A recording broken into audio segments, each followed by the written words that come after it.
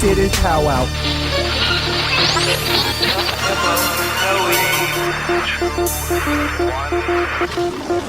The Powwow with Mo podcast. What up, and welcome to the Powwow with Mo podcast. I'm Mo, I am Powwow. and this is episode 13. Lucky 13. I thought it was unlucky. Is it lucky or unlucky 13? I think it depends. Yes. Maybe if you're like a... How you're feeling? Yeah, for sure. All right, so what do we have in current events? So, a few things. One, as our listeners know, I was not here last Sunday. I went and got my concealed carry. I went to my course. I want to talk about that for just a second because I was slightly concerned with how it started off and then throughout the entire process. I'm sure it was an 8-hour course, and you learned all about gun safety and how to properly do it. I mean, because these people teaching the classes are the ones that are the strongest for the right to bear arms, so I'd assume they would do their utmost to make sure everyone was safe with their guns. You know what they say when you assume. And unfortunately, so as you said, it's an 8-hour class. The total length of time that we were there, from showing up, waiting on everyone to get there, to getting our certificates was 3.5 hours. Okay? Because he said that we don't need to go the full 8 hours because most of it is about felony stuff and none of us are felons. Did he ask or go through anything that he would already know that information? No, not Okay. not one bit. All you did was give your license, and that's how we found out if you were a felon, I guess. Because he doesn't run it. I'm not real sure. So whenever we start the class, he starts off with talking about basic information about guns and where you can carry it at. He did teach you what to say if you shoot somebody, which is as soon as you shoot somebody, the first words out of your mouth should say, "I felt my life was in immediate danger." Yeah, that's what you say. And he drilled that into everyone's head multiple times. So when he started out the class, the very first thing he told everybody was, the only way you can fail my class is if you shoot the instructor. That's the criteria here to fail this class. Not if you miss your 6 shots from 5 yards away, which one person did, or you don't pass the test because he's giving you the answers as we're doing the test. So we go throughout the whole course. He tells us he's going to teach us how to properly hold the gun, ways that you can change your sights. None of that was talked about because I guess he just forgot by going off on his random stories. 3.5 hours is a long time. You forget a lot, you know. For sure. And just to clear that up, about 45 minutes to an hour of it was us shooting. Oh, okay. So we're talking in actual classroom time was about 2 hours and 15 minutes in total. Because again, we waited on some people to show up. There was about 25, 30 people in this class. Everyone got their certificate.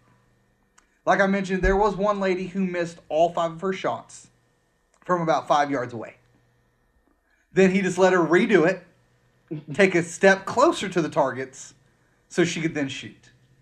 And, I mean, it's probably a hard target to shoot, though, right? It was super difficult. It was 20 paper plates on a pallet, and all you had to do was shoot at one of them. There was no specified one that you had to shoot at. You just had to shoot at him. From 5 yards away? From 5 yards away. And you could tell him which one you're going to shoot at. So it was the equivalent of the fair game with the balloons and the darts? Oh, that's even more difficult. No, that'd be even more difficult because you've got wind moving those balloons. Right. This is just sitting there shooting at it. And we had people out there with lasers on their guns. Oh, man. 5 yards away. It was quite nuts. But there's a few things that I did learn. One, that I could take my gun to a prison as long as I leave it in my car of the prison, which I was like, oh, that's good to know. That's good to know. I'm glad you told us. That's very one factual thing we should actually learn in this class. And then also what my index finger is, which is the primary safety, which is the first question on the test. Again, whenever we went through the test, it's 15 questions. How he said this would work is he goes, I'm going to give everyone the test, and then we're going to go through these questions. Not that you should take the actual test. Right. So the first question was, what is your index finger? And the answers were something like trigger finger, primary safety, pointer finger, and other finger. We'll just say that. And then so someone said trigger finger, and he goes, "That's a good answer.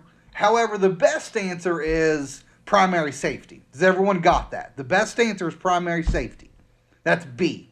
Circle B. That was just like the first question, though. Yeah, and then we went to the next question. Oh. And then that was how we did it for all 15 questions.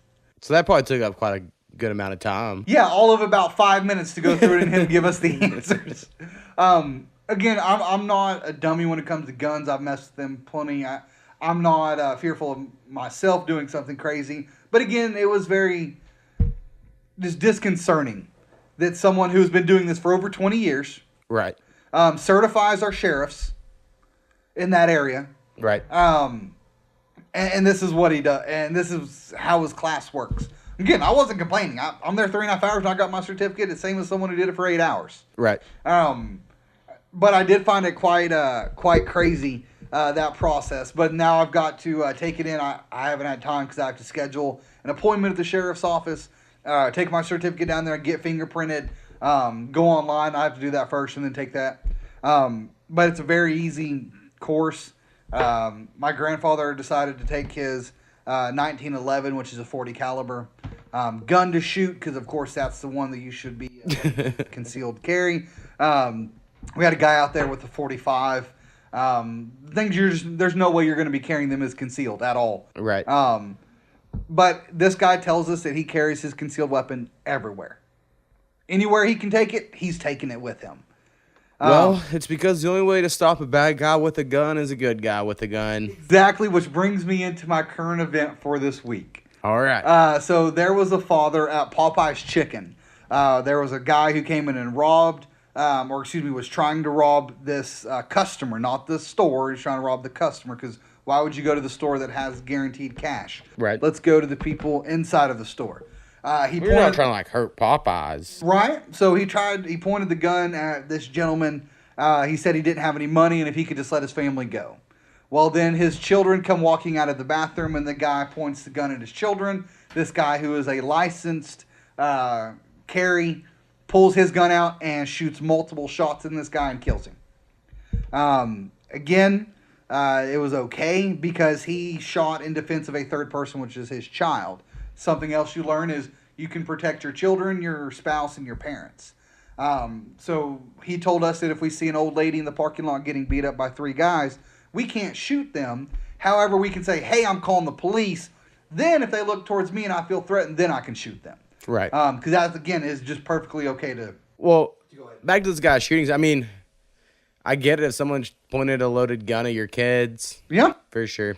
Yeah, I mean, I'm not saying that was a bad thing at all. I mean, he protected his children, got the nerve to come into a Popeye's fast food restaurant with a gun to rob you and not the people there. Then obviously he may shoot you. So I understand why he took charge of that, but that was just my segue into bringing up that. So have you heard about the whole Danny Masterson thing this week? I have, man. And I've seen his show got canceled. No. All right. So or did he get taken off? He got taken off. So okay. I love that 70s show. It was like one of the first awesome. shows that like I would watch it every week. I knew when it came on. Yeah. Red's my favorite though. But I mean, I loved Hyde. And then I've recently learned, Danny Masterson's a Scientologist. Nothing wrong with that. You can do whatever you want to do. I'm just fascinated by the religion. Yeah, it's a little crazy. There's crazy stuff about it. So anyway, he is accused of raping people. I don't know. I read the story the other day, a few days ago, so I'm foggy on the details. Some people are saying it's somewhat tied to the Church of Scientology, which wouldn't surprise me from what I've heard. I mean, was it Leah Remini? Does that show about how they cover a lot of bad things up? Right. So he'll be on part 2 of the second season or whatever it is of The Ranch, which I try to watch The Ranch on Netflix, and I love Netflix shows. I could not do it. Now, I know people that love it. Yeah.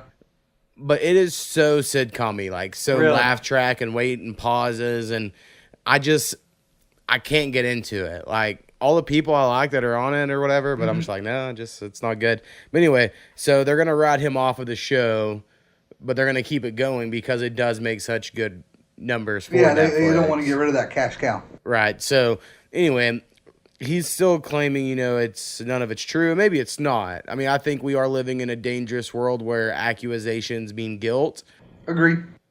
especially lately, and I don't think it should be that way. But there's due process for a reason, in my Right. opinion. But I understand. I mean, there's been a ridiculous amount of people in the last month that have had accusations against them. Unfortunately, a lot of them are true. I know that the OU player, the OU running back, just did like a 3-hour lie detector test, saying he didn't do it and passed it. right, And so, I mean, I do think there are ones out there which really, unfortunately, brings down. I just think they have to make a way that false allegations can be punished That's as agreed. severely, if not more severely, because that's what's going to ruin the system. Well, and it's going to get that trust away from people wanting to believe the ones who were actually raped. Right. Like in or fumbled or college, whatever. me and you were very close to a scenario in which a girl claimed a guy raped her. Yep. A lot of people knew it wasn't true, but then this guy had to change schools for like a semester, move away. He eventually came back when she admitted that she wasn't, but it was like a whole thing. It got nuts for a minute. That's And for then sure. like nothing bad ever happened to her from No. it. So like you just hate to see those things, or like the ones where like the guy loses the 4-out scholarship, Just because of an accusation. and then they're like, oh, he didn't do it. Yep. All right, 22-year-old who's been locked up for 4 years, go enjoy your life as an innocent man. Exactly. Like, yeah. it's very crazy. Agreed. Something else I've seen this week is gas stations are going to start installing blue lights to combat drug use in their bathrooms. What do blue lights do? It does not allow you to be able to see your veins. Oh. However, it looks like a black light. So I am afraid when you walk into a bathroom, you're going to be seeing all kinds of stuff everywhere Yeah. that you probably wouldn't have seen with just a normal fluorescent light. Yeah, but I don't know. Drug users are they're pretty good. They'll just bring like another filter that they'll like hold over their eye that blocks out the blue, they'll figure so they something can- out. But this has just started being testing at Sheet gas stations in Pennsylvania. But they are trying to popularize this so other people will use it to, again, combat drug use for people that, either are living on the streets or just don't want to do it in their home or can't for whatever. Right. I mean, I think it's a great idea. But again, some people said that it's jarring walking to a bathroom that's pretty dark with blue lights. It looks almost like a horror film. Right. Okay, so something that I'm curious on your take, because I can see both sides really on this thing. So the gay wedding cake fiasco, Oh, right? That's been yes. going on for like 10 years, it feels like. Mm-hmm. So it's going to the Supreme Court. Where do you say, like, okay, so part of me is like, if you as a business owner do not want that business, It's on you. then I guess you could say no, because you can turn away business from anyone if you own your own store. I just don't think it would be a good move if you're a cake maker Agreed. to lose that crowd. So, but I really don't think there's anything wrong with it. Now, when people come back with the defenses of, well, we can't sell them cake because that violates my religion, I'm like, well, that's wrong. Agreed. I mean, I think that you should have the right, just like Walmart won't do it if you've got Hitler on there, or things like that. Right. I mean, there's plenty of people that won't do cakes for certain reasons. But so like I'm all on that side, right? Mm-hmm. But then again, you could have made that argument whenever, black people and segregation was happening, all that, where businesses wouldn't serve them. You could be like, if you don't want their business, Agreed. then you just don't have to serve them people. And they'll take it elsewhere. But like, you kind of needed people to be like, no, you have to, Yep. in order for things to work out. So, I mean, I look at it as one. This is the only one that I've known of, at least with regards to the cake. And I know I'm assuming there's probably a couple more, but it's not that big of a deal. But one thing, this has been around forever.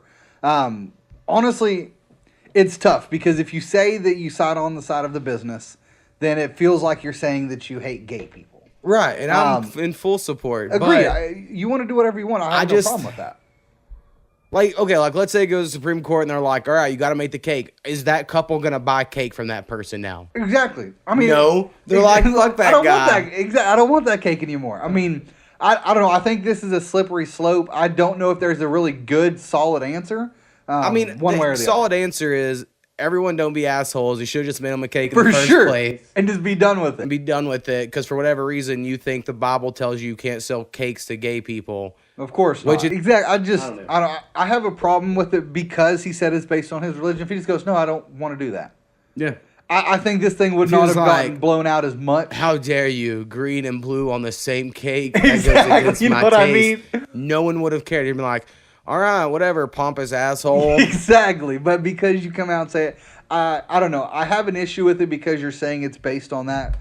I don't know. It's a tough and slippery slope that I think if you get involved in either way, it's going to look bad to a lot of people. Yeah, I agree.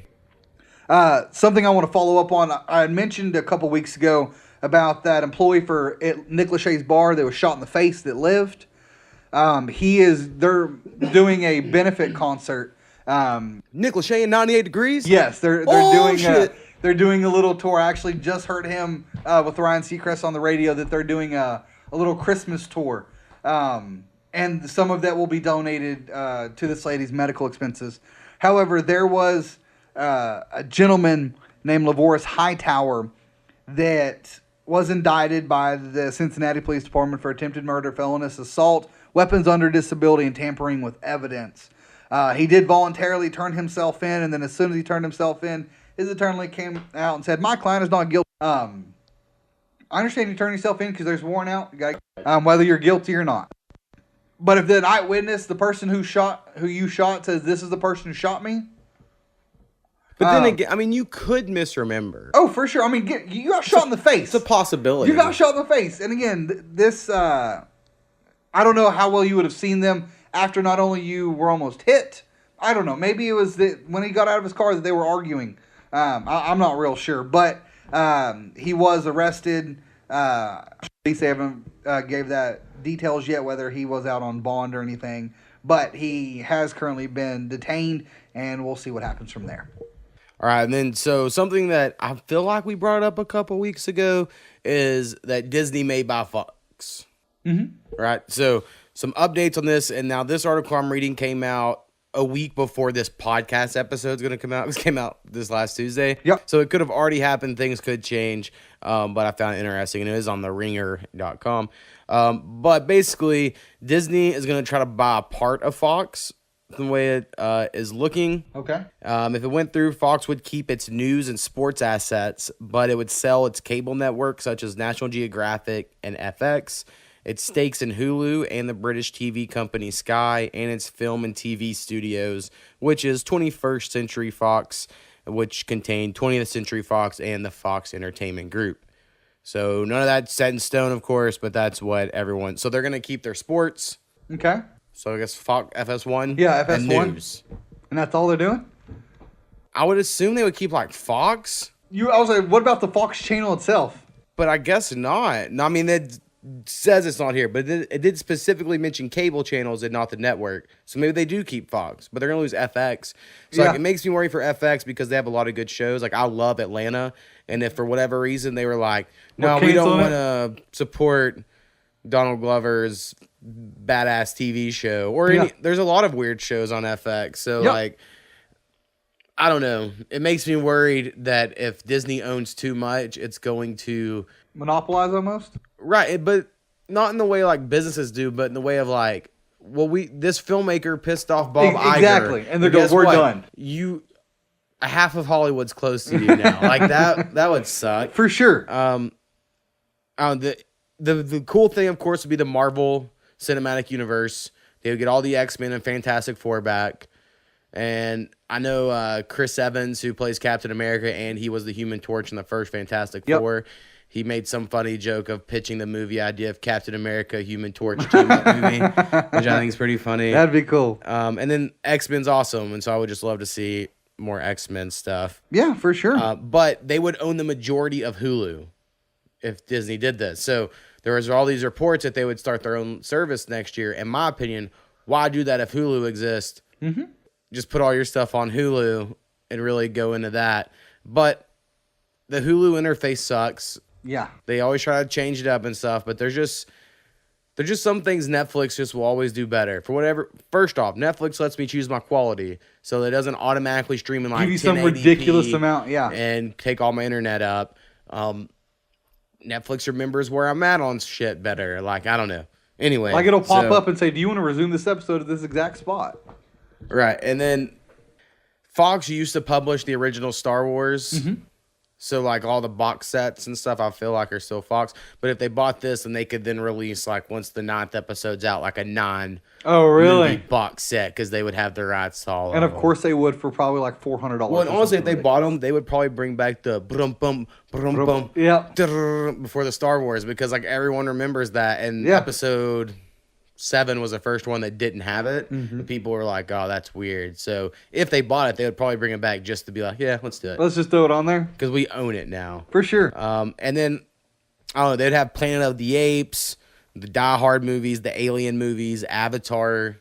I mean, they'd be balling. I mean, Disney would literally own almost everything. So, part of me is like, that's cool because Disney at least they make stuff. I'm surprised that they allow that to happen.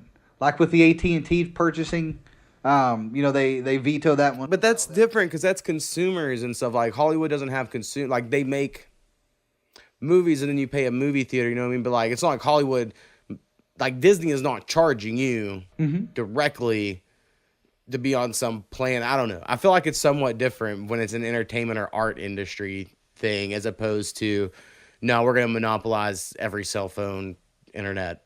For sure. I mean, they were trying to buy CBS or whatever it was. That's my thing is if you're not going to allow AT&T to purchase another news station or another channel in CBS, I don't see how Disney purchasing Fox is that big of a difference. When they're not purchasing the whole thing. Agree. I mean, maybe they're going to learn from this. Go, we're only going to purchase these channels, and that's right. it. Like, I don't know. I'm not smart enough to know all those laws. For sure. But agree. I hear you. So, with the holiday season being here, I know some people are out there baking. One thing that I just recently saw that I ate that I'm unaware of till just now is that silver sprinkles are not edible. okay. So those little silver round balls you put on like little Christmas tree cookies, those that look like almost like little ornaments. I don't guess I've ever seen these. So there's someone who just made cookies and they had these on there. Again, you're on a cookie, I'm going to eat it because it's on the freaking cookie. Right. However, starting in 1906, it was a banned substance. And it is currently Bitch, banned. you fucked up. Yeah. It is sold in 49 states except for California because in 2003 there was a lawsuit. So obviously they can't. Just like with most things you buy that says this could cause cancer in California. But it's still considered a non-edible source. It is just a decoration, and that is all. So if you see any cookies with those little silver balls on them, don't eat them because they are. What I liked not about our edible. wedding, because we had leftovers somehow, is there's these sixlets, which are like, those round M&Ms, and they look just like pearls. So, like, you can put those on cakes, but, like, they're just sixlets, and they're delicious. But if you just saw a bowl of them, you're like, why is there a bowl of pearls sitting there? Yeah, I loved them. Ate a bunch. But then while eating them, you would feel like, these don't look right. Yeah. I don't know if I should be eating them. For sure. I mentioned like a couple weeks ago regarding Shohei Ohtani. Again, I'm sorry if I just completely destroyed that name. That Japanese baseball star, two-way player, signed with the Angels on Saturday. Generally, Mike Trout. They've got Mike Trout still. They're not letting him go. I was hoping for the Mariners, though. I was. Yeah. He did come out and he was able to say one full sentence in English, saying, "Hi, my name is," and then he said his What? Hi, my name is. Hi. And he busted out old school right. then. But one of his first questions that were asked him that he pulled off pretty well, they asked him which he's more excited to get first, pitching victory or a home run. He says, hopefully if I can pull it off, maybe both in one game. That's good. Okay, so I had a question about him. Are you surprised he didn't go to like a National League team? Yeah. Because whenever you were telling me about that, in my mind, I was just like, well, he should go to the National League. Yeah. But instead, he's going to go to the American League. And if he's a pitcher, are they going to let him come in and bat? And they're not going to have their DH that they have on a regular basis hit. Right. So, I feel like it's a waste of everything we've been promised. Yeah, and I don't know because they were talking about how they're going to let him play both ways. So, I mean, in my opinion, you're going to allow one pitcher on your entire pitching staff. Yeah, it's okay. Then he's not on your starting. But he's got to be. If you're bringing him maybe he starts the game and he's a mid reliever. I can see that. I mean, I just don't know how else you do it because, like we're saying, like if he gets every fifth start, but then he's just gonna play in normal games in between that. Yeah, there's just no way that works. No, I agree. I mean, I don't know how this is gonna work. However, I am kind of excited to see because that was one of my first things was this is an American League team. You've got DHs, but I mean, again, who knows? This may change some people of how they do it in the American League, and they allow some pitchers to hit. I mean, if your pitcher was better than your, than your 12th DH person on the bench sort of person, he would already be doing it. I feel like. Agreed, but I don't know. I'm ready to see how he plays out. But he did sign with the Angels, so we'll see how that plays out. Right on. Okay, and then I love LeVar Ball, kind of like in a weird way. I find him entertaining. I'm glad he's a thing. Yep. So this week he pulled LiAngelo Ball out of UCLA. He did, then he's also previously pulled LaMelo Ball, the one that will probably be real good or would have been really good, out of his high school. Is going to homeschool him, and now the word is he's trying to get both of them on a European League team to play. Now, I'm not against that. There's a lot of good European players that don't have to go to college. They just play on these things and get to come straight to the NBA. I think it's a decent plan. But I feel like LeVar could be ruining his youngest ability to be as good as he could have been. Agreed.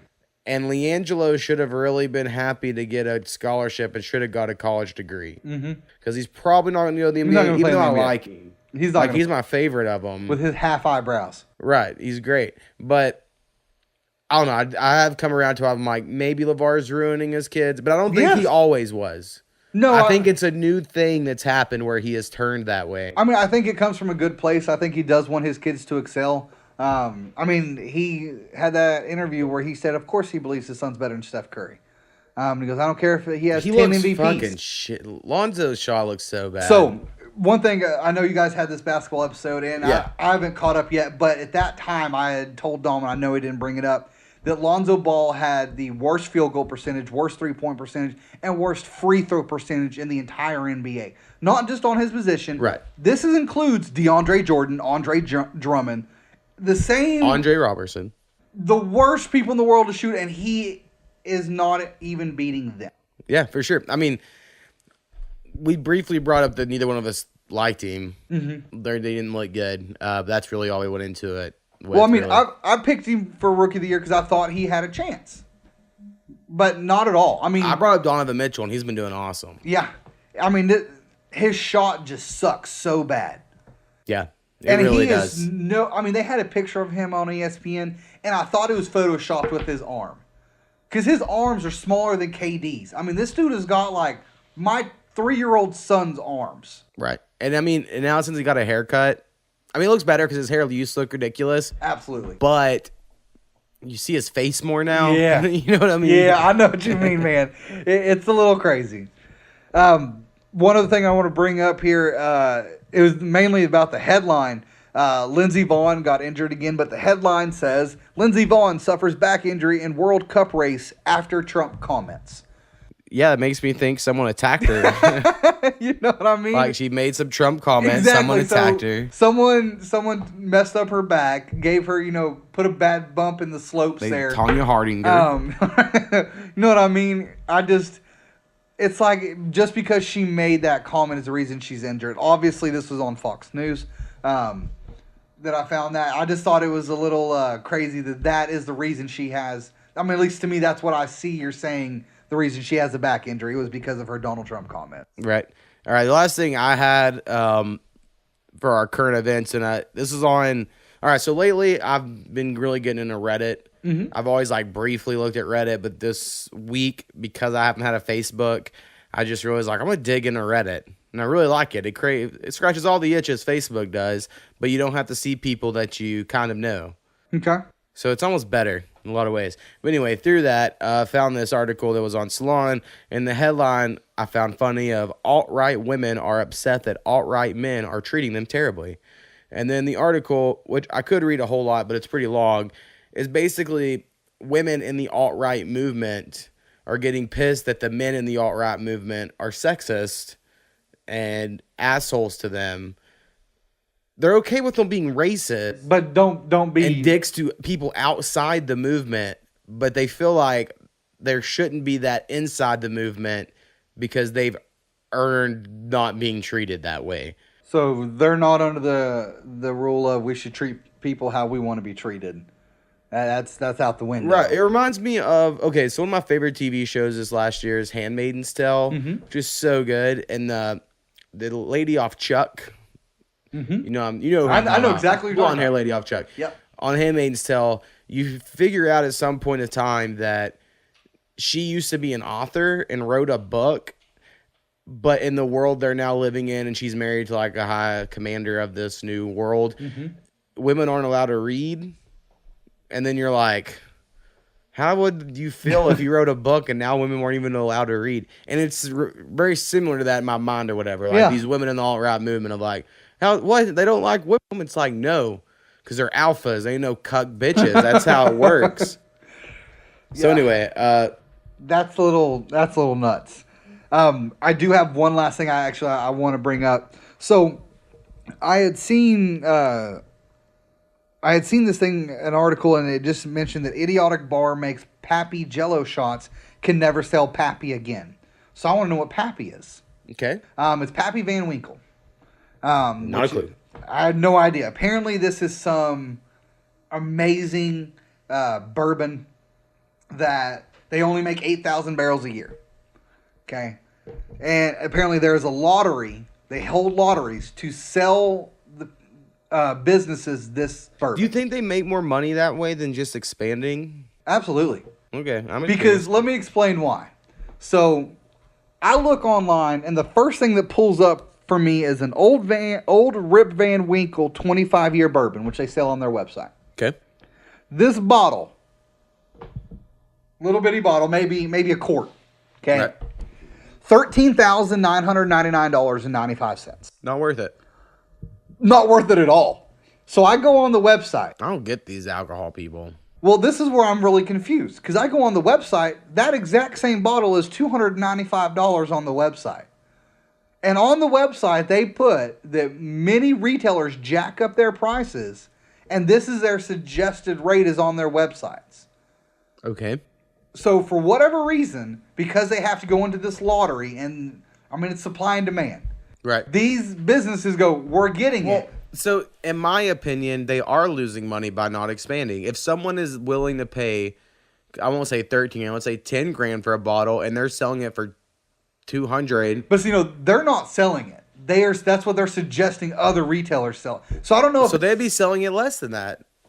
So I don't know what they actually sell it, if they're just trying to save face and go, we're only saying you should sell it for $200, even though we sell it for $1,000 a bottle or whatever. Yeah. But so I'm reading this, and apparently this guy, bless you, who says that he doesn't understand the big hype. He goes, it's bourbon. I'm gonna sell it. Yeah. Just like any other alcoholic bar would. So he's been making Jello shots. So I thought, this is the first year this guy's made Jello shots. That's why they're taking it away from him. Nope. He made him in 2014, made him in 2015, and made him in 2016. So now, because of him using this as Jello shots and the bourbon community not believing that's what you should use it for, they are no longer, because the people who do the lottery are a privatized business who can choose who they want to sell it to. Right. They are no longer going to allow this company to buy the Pappy Van Winkle bourbon. Well, it sounds like this guy's not going to care. No. Because he didn't care about it in the first place. But to me, it's just a perfect example of the snowflake culture but like in everything. Yeah. Like everyone's like fucking millennials and snowflakes. Like, no. It's like, snowflakes no, and sir. Democrats, Republicans, and in the bourbon community. Exactly. Like, you think the everywhere. manly man community wouldn't have this problem? They'd be like, drink whatever you want to drink. I don't know. But then again, I guess I'm a libertarian in heart. Yeah. I don't care what you do with anything. If you buy it, it's yours. For sure. And so I just thought that was a little crazy that because he decided after he purchased it with his own money at his own establishment, he decides to use it his own way. They go, no. Because you didn't make it neat, just in glass with no ice. Then you're no longer allowed to sell our bourbon to your customers. Yeah, it's crazy, man. It's a little crazy nut. for sure. All right, we'll take a quick break. We'll come back and we're doing top 5 favorite meals to cook. Can't wait.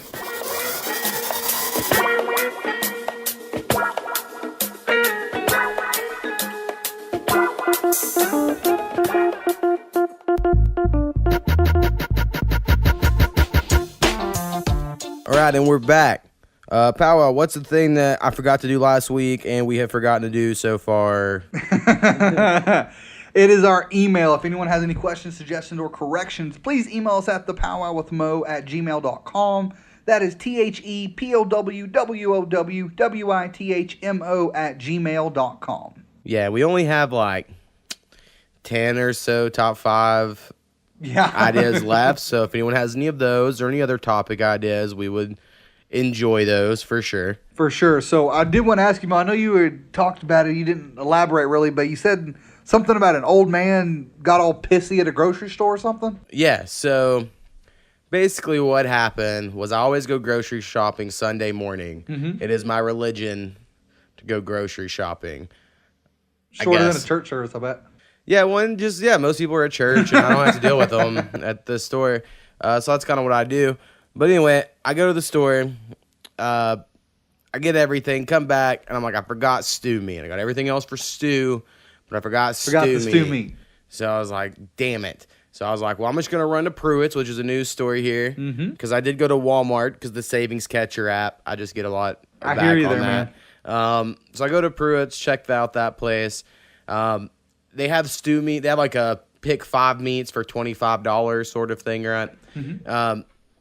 Their stew meat is one of those items. So I get 2 things of stew meat. It's like 2 pounds of that. And then I'm like, I need to figure out what's the other 3 things I'm going to get here. Yeah.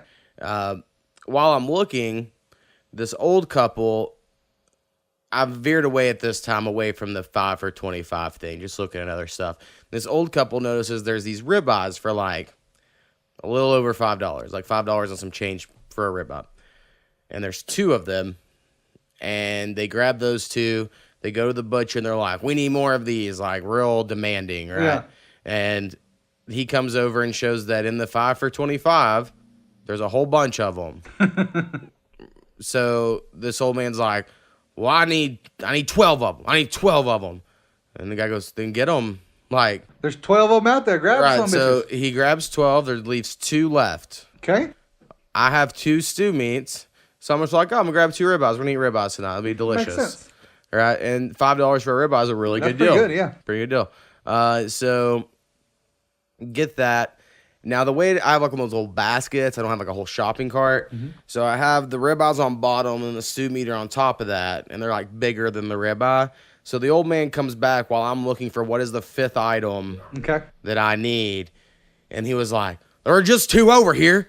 I just saw them. There are 2 over here. And the wife's like, well, someone has them. And then he's like, all looking around in my basket. But he can't see them. But he can't see them. Yep. Because they're covered by the stew meat. And like, sure, I could have knocked out this old man easily. But my thought was just like, fuck, I need the 5th item. Just get out of here before I get into it with this old man over the 2 ribeyes that are fucking free game. Yep. You don't own them. Nope. But you're going to act like you need them for whatever reason because you already got 12 plus the original 2, so you have 14 fucking ribeyes, and you're mad you can't get the other 2. And then I noticed some little Smokies. Koopy wanted to make pigs in the blanket, so I grabbed some little Smokies. Yeah. Got the fuck out of there. But as I was looking around, because I think I'm going to get like croissants or whatever, I looked back to that area, and they're still like hunting around like fucking pissed about it. This old man's just like verbally angry about, I know I saw 2 more. And she's like, well, you should have grabbed them. And I'm just like, oh, God, stupid old people. I mean, you already got 12 of them. I know, 14. That's so... We got 2 originally. So that was crazy. But maybe those people should have went. I have went back there now to get meat because their meat's pretty good. Mm-hmm. Good deal. And it seems a little more fresh. For sure, man. Since they have like a butcher right there. Yeah, I know they've got like plentiful amounts of seafood that people have been talking about, whether it's crab, lobster. I've never had lobster. Swordfish. I need to. That'd be cool. I've seen Gordon Ramsay cook it. Personally, I just like my white flaky fish. Yeah. That we can deep fry, and that's how I like my seafood. I hear you, man. All right, so that kind of leads us in to this week. We're going to do top 5 favorite meals to cook. Not sure if we'll have another topic after this because it might take a while to explain. We might give a little like some recipe ideas here. Yeah. And kind of what we do. Now, me personally, I cook every night. Mm-hmm. That or I go get food, but like 75% of the time I cook a meal at night. Some people think that's weird, but I'm just a domesticated man, and my wife, as we asked her what her favorite meal to cook was before this, and she said grilled cheese and heat up soup. Yep. So I've taken on that burden and totally fine with it. I've enjoyed cooking since I was young. Yeah. Because my parents weren't amazing at it. I've learned now why. Seasoning. They don't use seasoning. That's what it is, my man. dad thinks every piece of meat ever is going to be undercooked. So that's a whole other issue. But anyway, I just started cooking at an early age. I enjoy cooking now. So these are like my top 5 in my normal rotation of what I cook and what I kind of like. Yeah, I mean, so I include like one thing on here that's probably not delicious, but it's something I make, and maybe some podcast listener would like to make it. Yeah. So I include it on here. For sure. All right, so I'll start with my number 5.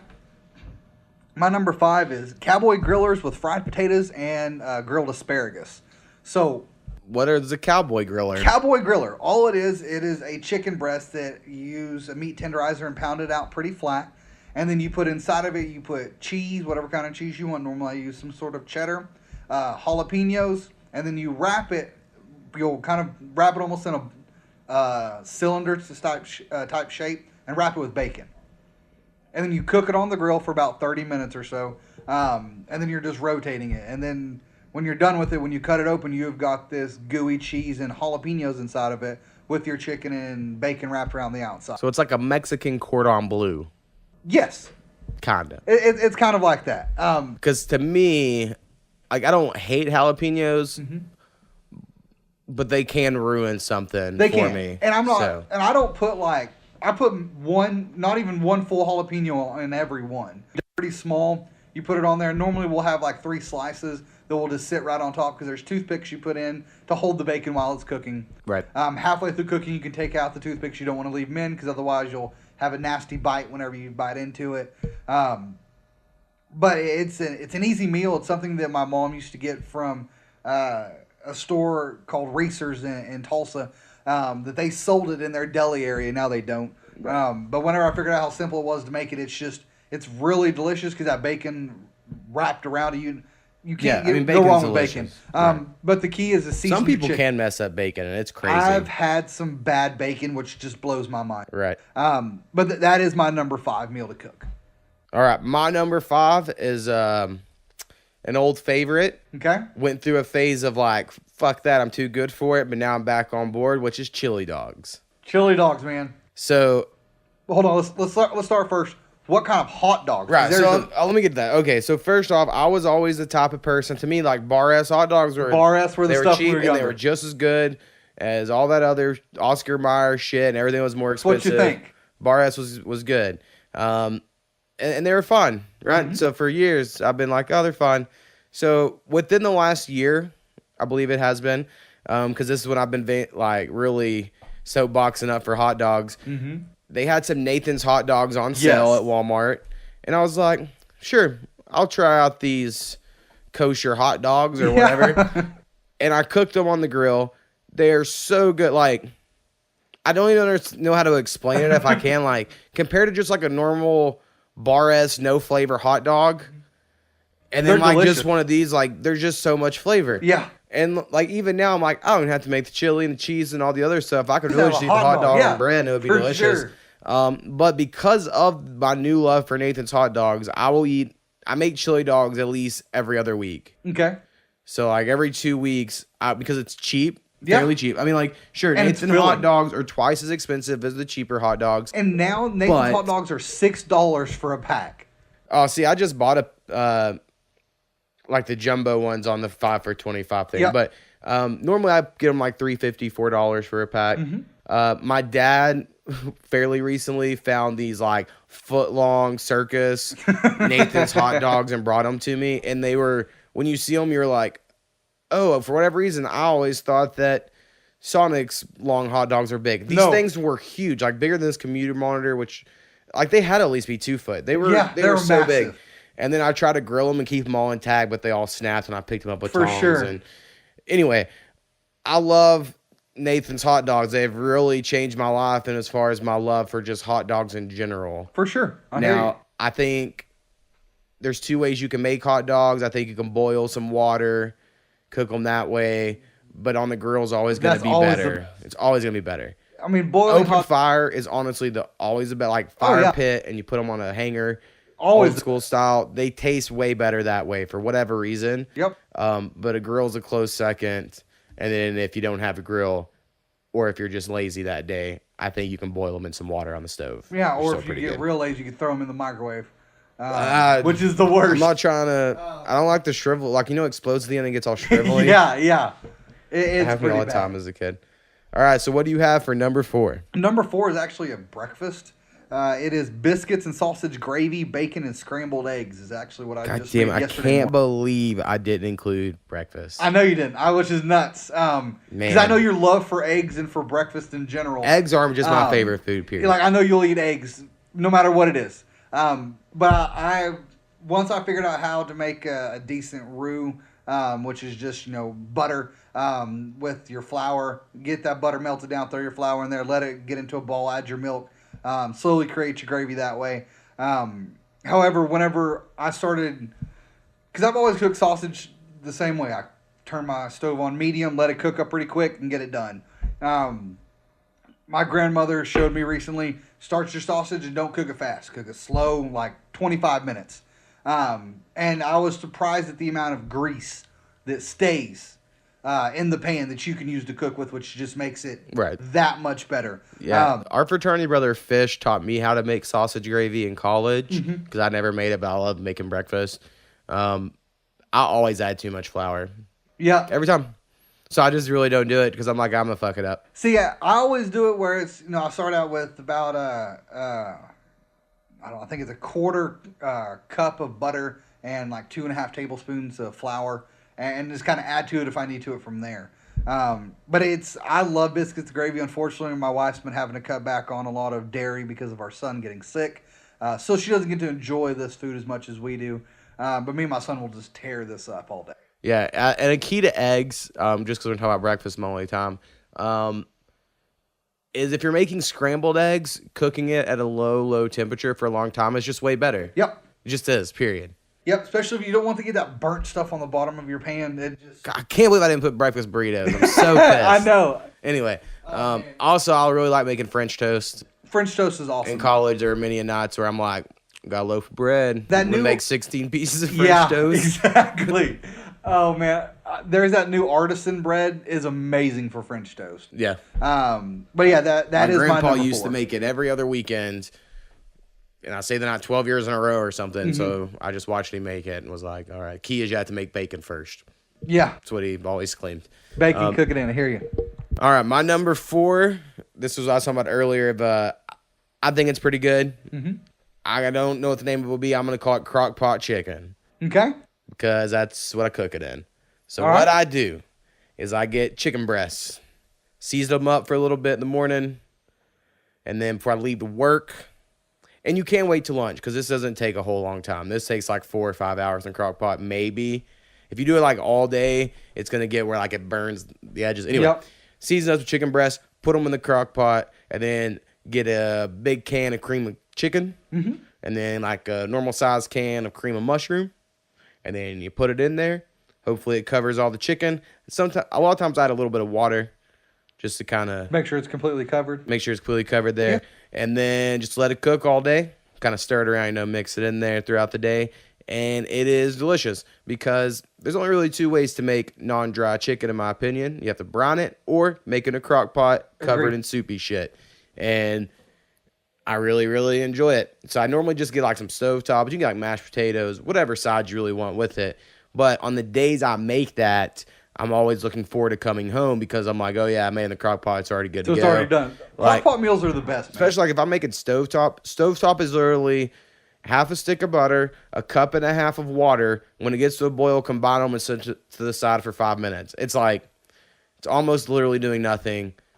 So those are always quick meals. Yeah. I find it to be pretty delicious. I really think the key is just seasoning the chicken, which I really like seasoning. But like I really like to season up the chicken breast before I cook it in the soup stuff.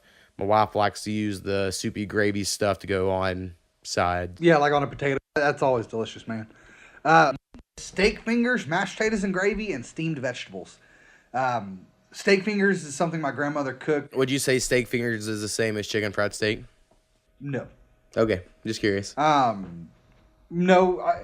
If you cook it with the same meat, if you use like a cube steak, then it is. However, with steak fingers, and some people, especially meat enthusiasts, would call it blasphemy, but I love getting New York strips and using that as part of the steak finger. Or using that as a steak finger. That's what I'm cooking tonight, and I would not make steak fingers out of it. See, I'm not... My best meat, I'll eat a ribeye over any meat any day. So, I mean, to me, New York strips aren't that different than a sirloin, which is half... See, I completely agree. Because to me, like, sirloin is my line of, like, nope. Like, if someone offers me sirloin, I'm almost like, I'm good. Yeah. Like, I really dislike it that much. But New York strip, if I have it, I'm like, this will be good. So, for whatever reason, in my mind, those two are way different. Like, New York strip is the lowest of the good cuts of meat. For sure. That's my favorite thing. But again, I still cut it thin strips, pound it like I would with the meat tenderizer. But the key for me is I go egg, flour. You got to do it twice, and then you start frying it. And some people use milk. And I just don't see how you can because it doesn't help with sticking that flour together. Makes it very thin. Because to me, when you have a steak finger, you should have a solid crunch of batter on the outside. I mean, it depends. So, it's like my dad made a lot of chicken fried steak when I was growing up, right? But he, in my opinion, never put quite enough batter on it because it would always get kind of a little burnt, right? Yeah. And so to me, you're like, oh, you need more batter. But other people that depends how you cook. It does. I guess, if that makes sense. I've personally never made chicken fried steak or steak fingers, but I have done, I'll buy like those thin pork chops to do chicken fried thin pork chops. Yep, those are good. Pretty good. I don't know. I just really like chicken fried steak in restaurants and chicken fingers, like from Dairy Queen when I was a kid. And I don't want to make bad versions. Yeah, no. Like, it's a weird thing. Like, most meals I will cook, like, I'm pretty good at figuring all of it out. But I've just never even attempted it because I'm like, well, I don't want to fuck it up. I'll just go get a good one at any restaurant in Oklahoma.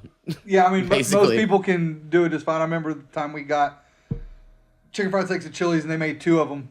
Yeah, the double. And that was just way too big. But yeah, steak fingers, I would cook them more often, but the mess that comes with cooking anything with flour, especially when you're using it as some sort of batter, it just gets everywhere. Yeah. And then having a 3-year-old son that wants to grab everything he can off the counters, it makes it tough to cook those. But if I could have those once a day, I would be perfectly fine with that. Yeah, for sure. Was that your number 3? Yeah, that was my number 3. All right, my number 3 is chicken and dumplings. Oh, chicken and dumplings are delicious. So growing up, I idolized chicken and dumplings. Like, they were going to have an event. I was like, it's going to be the best day ever. I was super, super excited. I feel like as I've eaten at family events, since I've learned to cook them, I think I make them better than anyone in my family. So that's cool. Yeah. I'm like, fuck yeah, I'm kick ass with chicken and dumplings. But it's like the easiest thing to make ever. It is. You can make it hard. So the traditional way in which like most people in my family do is you get like a whole fucking chicken and you boil it until you can pull the bone carcass out, and then all the meat's just in there with all the joints and the stuff you break your teeth on when you're eating it. You could do all that. Honestly, what I do is I just buy some chicken breast or chicken thighs or a combination, just whatever, and then you boil that up until it's good. I go boneless because why not? Yep. And it's easier. Just pretty much my reasoning. Anyway, set it to the side. Shred that up. I mean, you can cut it in cubes if you want to do that route. I do not. I shred it up, set it kind of the side, and then you get 2 big old jugs of chicken broth. Put in a big old pan. Bring that to a boil. You can make your own dough if you want, but you know it's easier just buying biscuits. Buying some biscuits. Just buy some biscuits, flatten them out. I just rip off in random chunks. Some people prefer like little triangles or something. Prefer shapes, right? I do not. Some people also prefer just like putting a whole biscuit in there, and it's like a giant dumpling. I've never done that. It's not my family's way of doing it.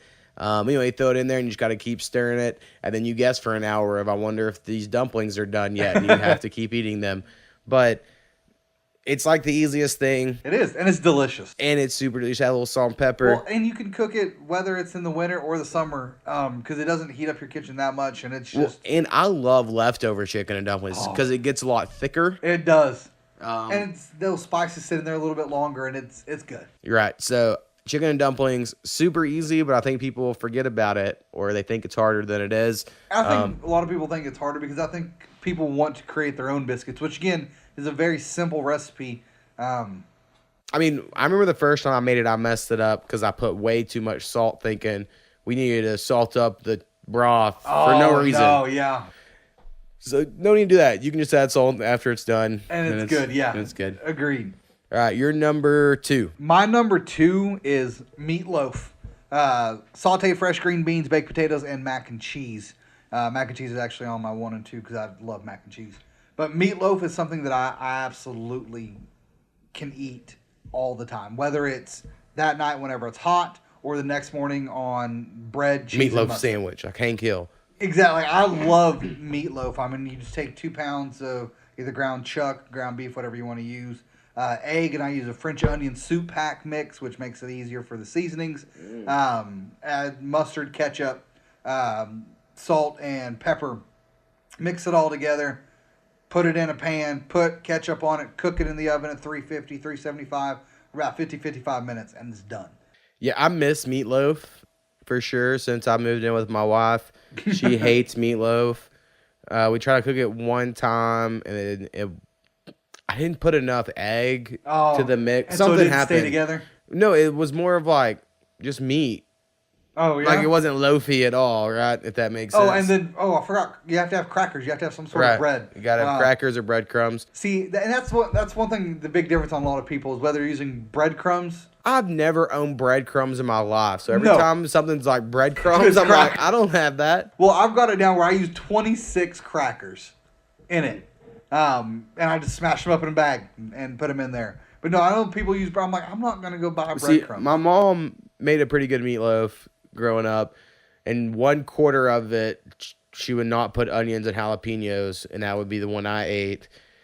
And I hated onions and jalapenos, and I was like, why would you ruin this? It's so perfect without it. And whenever me and you lived together, I lived by myself, I made meatloaf all the time. Yeah. I want one of those cool meatloaf pans. Oh, yeah. You see on TV. I feel like maybe then I could convince Koopy to let me make meatloaf. To make some meatloaf? But generally speaking, I just don't get to make it too often, but I do really enjoy meatloaf.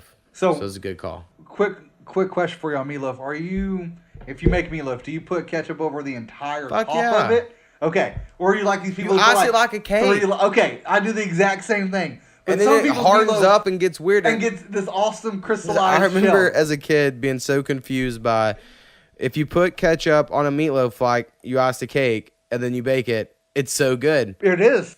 But if you had ketchup on like a plate and you had a corn dog, right? Then you heat that plate so ketchup was still on it, and that went in the microwave. It was. I don't know. And as a kid, I remember thinking like that should be bad because in the microwave it's bad. Exactly, but it's delicious. Because I've just had some people that make meatloaf that put like 4 lines of. That's weird. I can't do that. I've got to have the whole sheet of it. All right, so that's my number 2, Mo. What is your number 2 favorite meals to cook? My number 2 is because it's kind of fancy sounding. Is shrimp fettuccine Alfredo. Oh, all right. I know you never liked shrimp. You're coming around to it on some things. I mean, I didn't try it for the longest time. It just looked bad, and then I had it once and it wasn't made good. So I go, I'm never having it again. And then I've recently, in the last 3 or 4 years, have just gotten on the bandwagon of eating shrimp. Popcorn shrimp's delicious. It is absolutely just like a chicken nugget. Yeah, it's pretty good. I've never had lobster, but everyone says it's like a giant shrimp. I've had lobster, and so I'm like, oh man, it's pretty good. I want one. But anyway, so shrimp fettuccine Alfredo is a pretty easy meal to cook. Mm-hmm. You have to go garlic bread as a side, of course. Anyway, you can get pre-cooked shrimp. They come in a red bag at the store in different various sizes. Mm-hmm. The small, they're going to shrink. When you cook them, they're going to shrink, right? They will. Good thing to know. The jumbo ones, I think, are a little too big, but they're probably pretty good. But like medium and large are doable. And I think there's also a small and tiny size. There's all kinds of sizes. And the blue bags are the raw shrimp, and then you can get the raw ones and cook them. I've done it both ways. Honestly, for me, in a pasta, the already cooked ones work just fine. Yeah. I think if they were more of a center for me, like you were grilling them or something like that, maybe the raw ones would be a lot better. But my personal opinion, I think you can take the pre-cooked ones. I just do some like butter and garlic salts in a little skillet and just kind of get them up to temperature. It'll take like 2 minutes. Right, it's pretty quick. And then get your fettuccine noodles, of course. Cool pro tip, if you have like a big skillet, because we got a big one when we got married, that the fettuccine noodles will lay in long ways, you can just fill that like halfway of water and then put the noodles in that, and it boils in half the time because it doesn't have to do all the water. It doesn't need that big old giant water. Oh, that's pretty good. Way easier that way. So anyway, I normally do the noodles, and then the thing with fettuccine or with Alfredo sauce is they come in smaller jars than spaghetti sauce. Yeah. So I kind of got to be aware of that. Now, that's fine because there's only 2 of us here. I don't even make a whole box of fettuccine. Normally I do like half the box. But I use the whole jar of Alfredo. Yeah. So I would think if you're making it for everyone, you might need 2. You need 2, for sure. But then you just mix it all together. Because we used to love the whole Cajun whatever stuff at Chili's. I'll throw a little Creole every now and then. Oh, yeah, that's good. It spices it up some. But it's a good meal. Whenever you make it, you're like, yeah, this is different than my normal pork chops. For sure, whatever. Yeah. I hear you. All right, man. So number 1 for me, my favorite meal to cook and eat is ribs, corn on the cob, mac and cheese, and baked beans. It's a lot of sides. Yeah, I know. I usually, with ribs, I usually have a lot of sides. I've almost got it perfected with how I cook my ribs. You have. So, all right. So, because I've eaten a lot of your ribs through your days of making ribs. You used to overcook it a little bit to where like you wanted to get the little charred things on the end, and that was somehow good. But then they were always too hard. They were. And I never hated it. It was always good. But then the most recent time, maybe the last 2 times that I've ate ribs, you do have it down to where they're all soft. There's no hard edges or anything like that. I mean, they're really good. And the thing that I have found that I have to do is I have to brine those, or you can just set them in a pan, let them soak for a little while. Brining is the most underrated thing ever. Like that's the only way to make chicken on a grill. Yeah, is to brine it, or anything that's just lean. Well, I mean, watching was it Barbecue Pit Masters? Yeah, that's really what got me into doing that. Right. But I use apple cider vinegar, soy sauce, and Worcestershire, and apple juice. And I just let it sit there for usually 2 hours. Then I take it out, season it, put it back in the fridge for another hour or 2. And my seasoning, I make homemade seasoning. The base is obviously brown sugar and paprika, salt, cumin, onion powder, garlic powder, a little bit of Creole black pepper and salt. And I cook it on my grill that I have, and it's a charbroil. I don't remember the name of it, but it looks like one of those egg grills almost. Yeah, it's like a barrel. Yeah, it's like what it looks like. It's a giant barrel. So it's like a grill and smoker both. Exactly. Sort of thing. So I cook it on there for almost an hour of it being on there with the wood chips. I use apple wood because I just love it. Spritz it with apple juice while it's in there. Then I take it off and wrap it, put it back on there for another hour. I used to cook it for an hour and a half. And that's where you would get that extra little bit of char that I thought was what you wanted. It's not the best. Maybe for those fancy folk. Exactly right. But no, these are. I've got it to the point where you can just take it and you can just almost pull that rib bone right off the meat. Right. But that's I'm surprised I I like it so much because I'm not a big fan of apple juice or apple wood stuff normally, but it all works pretty good. For sure. And then you said macaroni and cheese is one of your sides, right? Yeah. What do you think's the best mac and cheese? Okay, so it's always between Kraft macaroni and then shells and cheese, Velveeta shells and cheese. Right. This morning I proposed Velveeta shells and cheese. Yeah. And my wife responded with yuck, yuck, yuck. And I was like, what? No, I mean, they are the best, but they're also the most filling to me. Yeah. But if I could choose out of the two, it's going to be Velveeta shells and cheese. I mean, to me, because all these foods are changing, right? They're changing their ingredients. Yep. To me, for whatever reason, the Velveeta shells and cheese doesn't mix as well as it used to. Because like it used to easily be on it, but now I'll mix forever, and I'll get a bite, and it'll be like a whole noodle spot with no cheese. I'm like, what? Something's different. Well, it's like it's way too thick. Yeah.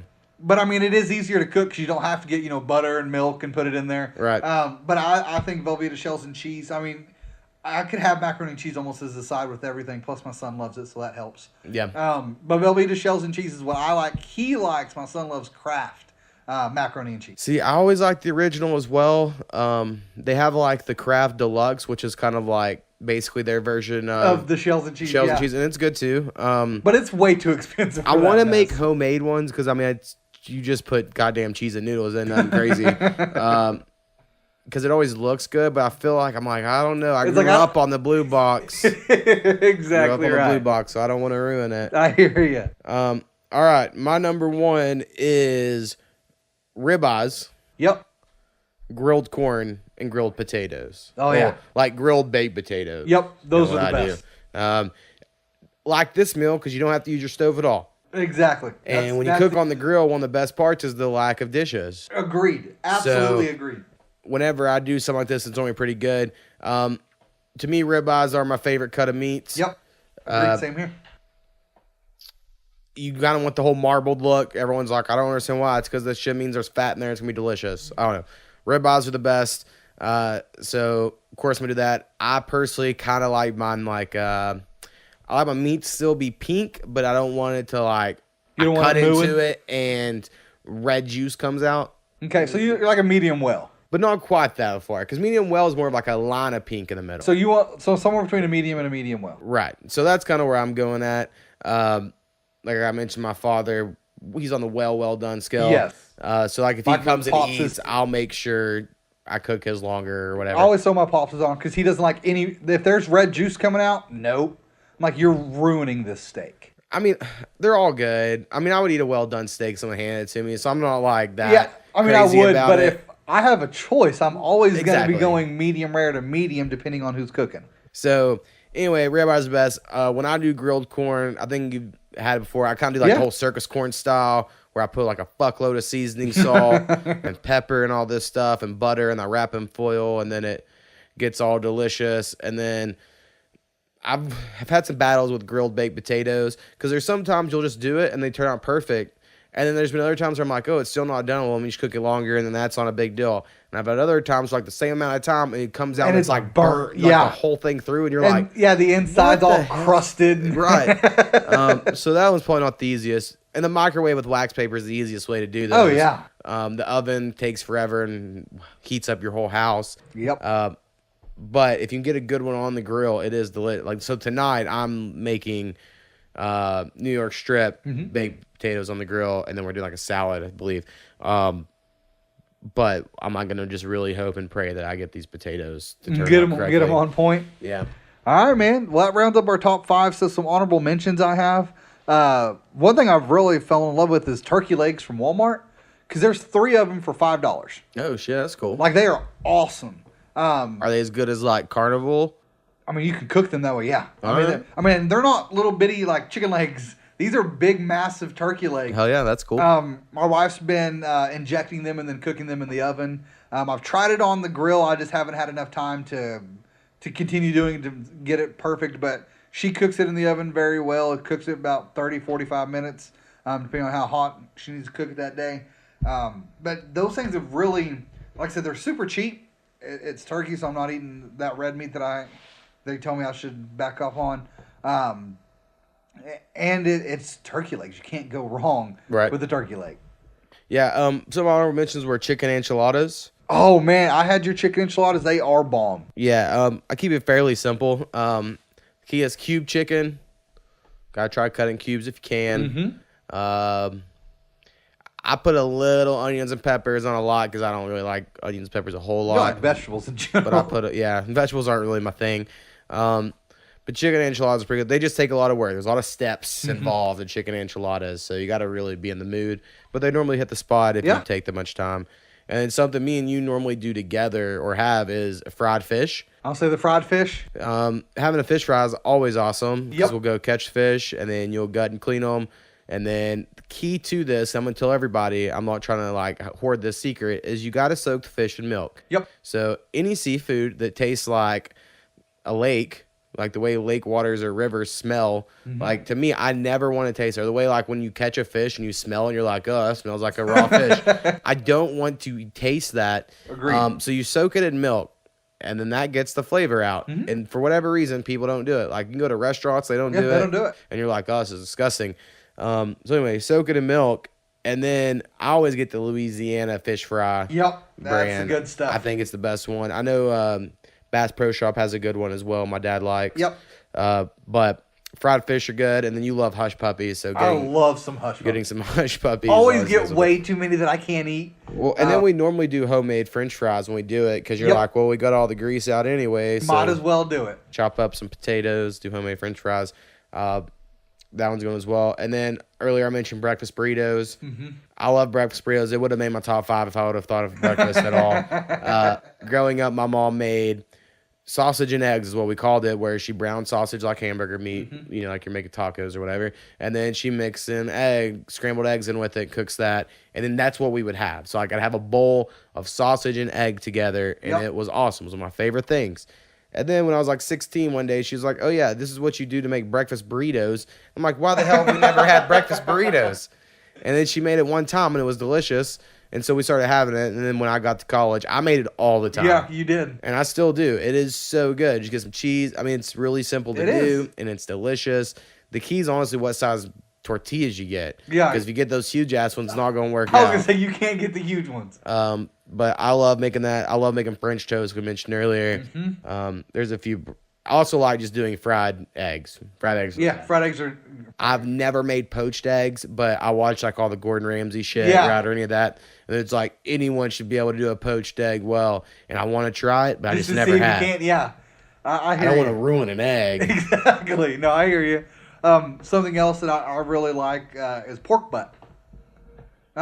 Whether you want to cook it, you know, in a crock pot or in the stove or on a grill. I've cooked pork butt on the grill before, but my personal preference is honestly my wife cooking it in the crock pot. She puts a whole onion on the bottom. I don't know what all juices she puts in there. And then just lets it cook for about 7-8 hours until it just literally falls apart.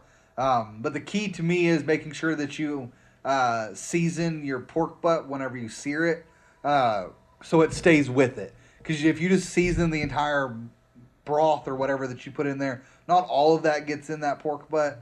And I also think you have to make sure that I love injecting. So injecting as you're going through with that juice on the it tastes pretty delicious. I've always wanted to.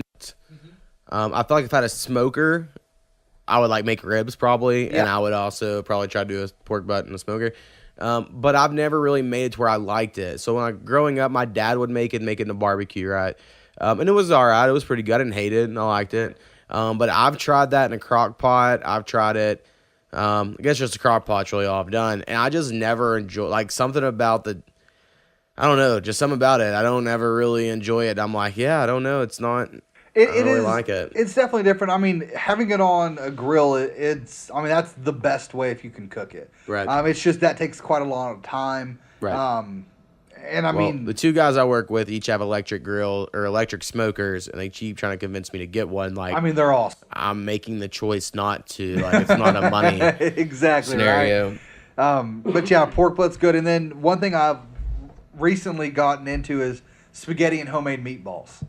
Dude, when we lived together, out of nowhere, you got so into spaghetti, you'd be like, "Hey man, you think you could cook spaghetti tonight?" And I'm Yes. like, "Yeah, dude, it's not a big deal at all." And you were just like once a week, you're like, "Can we have spaghetti?" I'm like, "Yeah, let's go get the shit, I guess." I love spaghetti, man. See, me and my wife both do not like spaghetti sauce or tomato sauce, really. Oh, yeah. It's like we get pizza, we go light sauce, and so anytime I make spaghetti, because sometimes I'm in the mood Yeah. for spaghetti. But she's never in the mood for spaghetti sauce, like ever. Like there's never been a time she's like, that Let's was have some pretty good. She's always afterwards like, a lot of sauce. I'm like, it's spaghetti. What else can we do? That's funny. I mean, I love spaghetti, and then I like the brand with the old man's face on it. Newman's Own. Yeah. Yep, I agreed. And plus, it gives 100% profits to charity. So I mean, it's great. But my favorite thing to do is making these homemade meatballs using a pound of Italian sausage and a pound of hamburger meat. And I use these Italian crumbs they sell at Walmart, like from Progresso. Amazing. Right on. But the first time I made them, I just buy a bag of frozen meatballs. yeah. Well, I thought it was going to shrink a lot more, and it did not. So I had like baseball-sized meatballs the first time Did I you get made them cooked through? Oh, yeah. They took quite a long time. Right. But I got them cooked through, and it was just, that was the first time. And so I've slowly been improving that. But it definitely was funny. But that's something that I can eat. Quite often, you have to have the everything Italian bread for me on that. Right. Which is like $1 at Walmart to get. And it's pretty bomb. Oh, I guess my last thing on my honorable mentions is deer chili. Oh, deer chili. I made deer chili quite a bit lately. My father-in-law killed some deer, gives us meat. I wish I knew what to do with backstrap or some of these other things we have. Some people are like, just use deer meat like you would hamburger meat. No, that shit is dry as fuck. No, you can't. I tried to use that for like hamburger helper once. It was like, oh, it's so dry. But deer chili, the way I do it, put in a crock pot. I cook the deer meat early in the morning. Well, first you cook sausage because it's fattier. Yeah. And then you dump the sausage in, and then you have some of the grease. You cook the deer meat in that. It's very bloody. You're gonna smell lots of blood. It's a different thing cooking deer meat. It seems. Cook that, put that in there, and then you mix. What are those white beans called? Pinto beans? No, they're white kidney beans. It's some crate like camellia. I don't know. I'll have to let y'all know in the future. But anyway, you look for the white beans. Get 2 cans of those. You get a can of tomatoes. Throw some water in there, I believe. I can't remember. I feel like there's probably something else I'm missing. I know I put garlic. I'm a big garlic fan. Yeah. Cook that in the crock pot. Make some cornbread. Jiffy, best cornbread. Jiffy, man. That's some... It's like 49 cents for a deal of it, and they're delicious. Dude, they so are. But anyway, I like deer chili. All right, pal. Right now, we're going to be like hour and a quarter of an hour into this so far. Should we do this last topic I wanted to cover? Think we can fit it in? Yeah, I bet we can fit it in. All right. So I just randomly stumbled upon this story about this guy who some people out there may just completely already know. Apparently there was a Jim Carrey movie, I Love You, Philip Morris, which already kind of talked about some of this. I never saw the movie, so I guess maybe I'm just the only one unaware. But there was this guy named Stephen J. Russell. He's from Texas. He's gay. That comes into play later. Anyway, he's escaped from jail a few times, or prison a few times, I should say. Try to see if I can get to how he did. So one time he dyed his jail garb green through markers he stole so that they appeared to be scrubs, and he just walked out as a part of a medical staff. It's ballsy and impressive. Right. Another time he stole some laxatives somehow, started taking him so he would lose a massive amount of weight, convinced people that he had HIV, and then while going to his HIV thing, somehow set up some fake thing to call the prison saying they were needing people for some experimental drug. And then he volunteered for that thing that he set up. And then when he went to the meeting for it, he just left. Because he was the one who said. So anyway, the dude's currently now, he has 114 years in jail. he's nonviolent. He's never had a violent offense on his record, but yet he spends 23 hours a day in solitary confinement, 1 hour a day outside. Because he's going to escape. Because he's been so good at escaping. I see where it looks like maybe one of the first times he was arrested, it was because he posed as a millionaire from Virginia in an attempt to legitimize a $75,000 loan from a bank. Right. So, yeah, he tried to get a $75,000 loan, and then he acted like he was this billionaire that was backing it up. That's how he first went to jail for fraud. Yeah, and it says that he faked a heart attack, was transported to the hospital. He was placed on security watch, but he impersonated an FBI agent, called the hospital on cell phone, and told them that he could be released.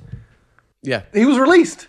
Like, this dude he's intelligent. Right. But it is funny that he does all of this just to now get a 23-hour solitude from everyone. Yeah, so anyway, that wouldn't take up a whole lot of time, but I read that and was like, oh, I got to bring that up because that's crazy. I mean, his sentence is currently until July 12th, 2140. Damn. You know what I mean? Like this dude's... If LV would have escaped with a cool idea like that and not like holding a knife to someone, I would have respected him more. But then now he's pissed because he only got 3 cigarettes. I know, which I haven't heard from him in a few weeks. Really? Yep, I have not heard from. I've sent him emails. Maybe he decided to punch somebody again and got put himself into. Right. I mean, he'll be there a while. I'm sure eventually he'll get a hold of me. Yeah. I mean, we do also have another fraternity brother, which is crazy. Is how many fraternity that are in jail. We got another one that's in jail here in Ada. Oh yeah, I forgot about that. For I don't know how long it is. I don't know. It's either 7 months or 7 years. I don't know.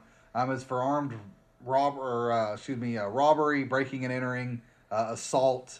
They hit him with, I think, 4 or 5 felonies. Damn. I thought he knocked an old man out, but he didn't. The old man just laid there, acting like he got knocked out, and then just remembered the license plate of the car that was leaving, and they tracked him down that way. Yeah, that whole story was crazy. It was absolutely nuts. All right, man. I don't have anything else for today. Okay, so it's going to be our Christmas. Okay. And then me and you have to figure out when we're going to record the episode that will come out the day after Christmas, is it? Isn't Christmas Monday? 26th, yep. Yeah, so me and you will need to figure that out. Because I'm guessing Christmas Eve, we might not be able to. So anyway, we'll see. Got 2 family things to do on that day. And then next week, we're going to do, like I said, Christmas episode. Mm-hmm. My wife, Koopy, is going to be on because she loves Christmas more than anybody I know. She wants to share her. If you would let her, she'd have that Christmas tree up all year. Yeah, definitely. I mean, every time we record a podcast, she watches a Christmas movie.